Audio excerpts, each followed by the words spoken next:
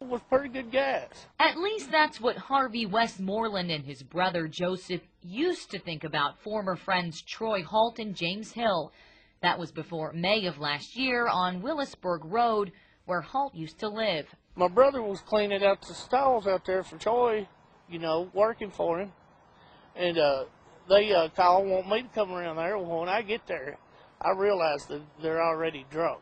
And of all things to fight about, Westmoreland says, punches started flying over this lawnmower. Troy offered to buy it from me for $250. I paid $20 for it. He thought I was trying to cheat him. One thing led to another, and before I knowed it, there was knives and guns, and everything just went haywire.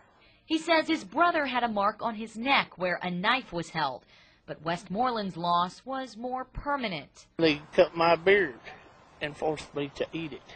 He says Holt and Hill let them go, but threatened them. If we called the police, they said we would not live to see daylight. But that wasn't enough to keep the two brothers from calling 911. I believe in the law. I believe that justice has been served. And, you know, it will be after Tuesday. That's the sentencing date. And while it'll take some time for some things to grow back to normal, it's not as long as it was. Westmoreland says what's more important, he and his brother lived to tell the tale.